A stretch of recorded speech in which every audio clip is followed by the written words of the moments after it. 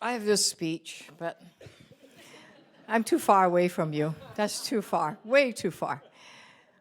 Old friends, new friends.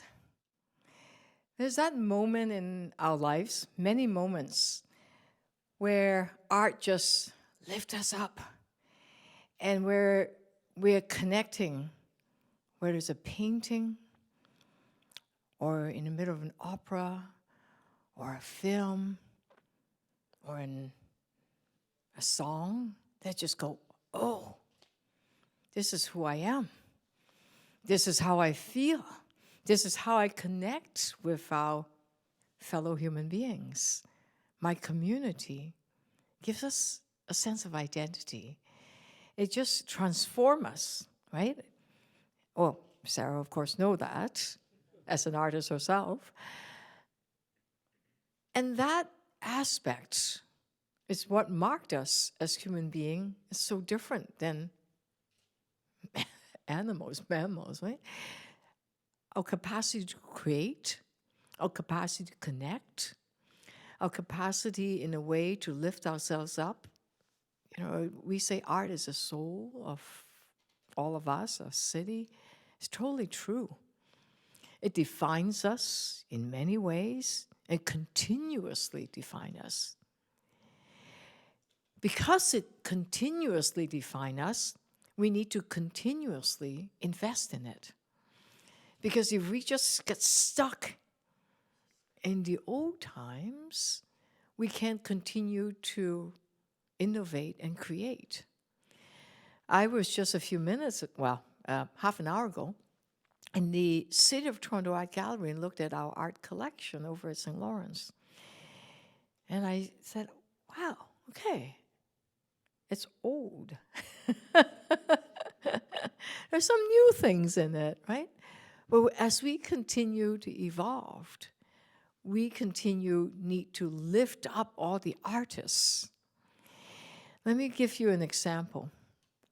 10 years ago, I was invited to an event put together by Randell Ajay with a little organization called EduRise.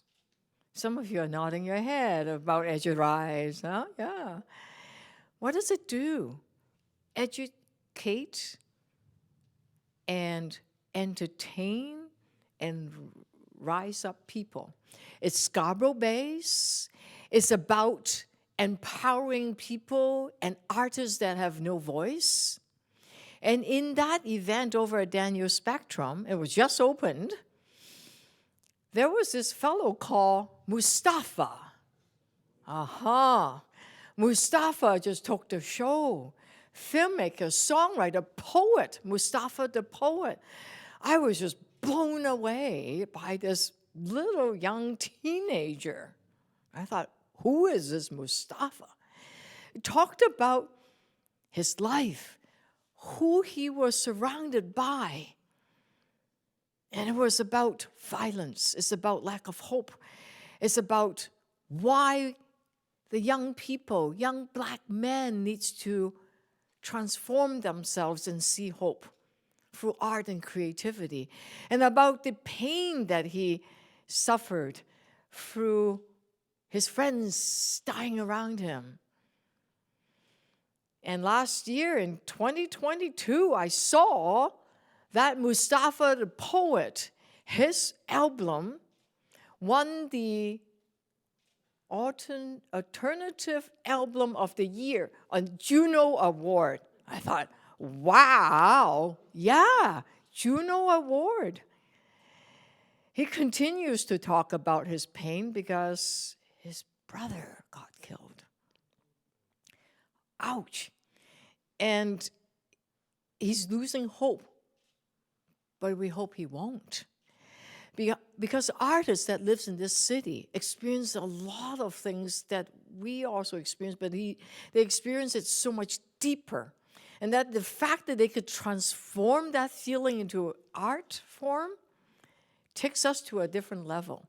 It reflects the reality that sometimes we don't really want to see, but it's right in front of us. Where artists can't really afford a place they could live. that some artists and their friends are facing danger of many different kinds, of the kind of challenges that we don't understand, the kind of despair that we don't understand. But that create art. You think about all the art that has been generated through centuries and centuries. It defines who we are. But because they're not big art, sometimes they don't make it to AGO. And I was there when Barnes exhibit, I was on the board of AGO, when the Barnes exhibit and was able to raise all this money. I don't know, Max was just able to just bring in the money. I thought, wow. I know some of you remember those days, right? And now he's now in MoMA. And AGO continue through the Frank Gehry and all of those. Like, you remember, right? They're able to raise all these funds, but little small groups like Edgerize can't. But that's where some of the artists comes in from.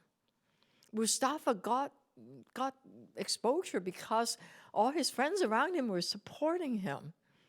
You never know. So in many ways, you're here to say that, yeah, we believe in artists. And my first, many, many years ago, bless his heart, is Danny Grossman, the dancer, recently passed away. I saw one of his dance that dealt with Holocaust. I thought, extinction, it was just, whoa. And it was just incredible, right? So that actually touched our lives so much. I don't know how many, I'm showing my age. How many decades ago I saw it? But it shaped us, right? It shaped all of us in that, whatever moment that we have felt. And to be able to capture those moments and transfer to all your friends and your colleagues. So what I'm asking you tonight, get out your Rolodex. We don't use Rolodex anymore. We have an iPhone, we have a contact. Look at them and say, who's not involved in this amazing project of ours? Who can we bring in that would welcome this opportunity to contribute to the city, to the livelihood of city, of the creativity that drives the city?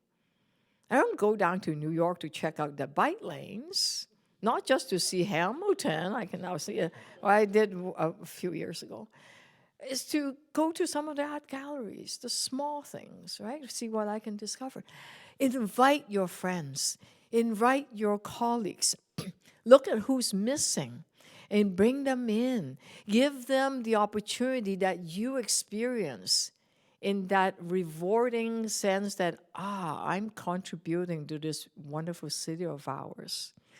Think about the legacy that you could create for this city by the kind of creativity that we could unleash. And we need it. This city needs it. The city needs you. Thank you for being here tonight. I look forward to, is it November? Yeah? For the big event. And let's bring in the hard cash that we need. Thank you so much.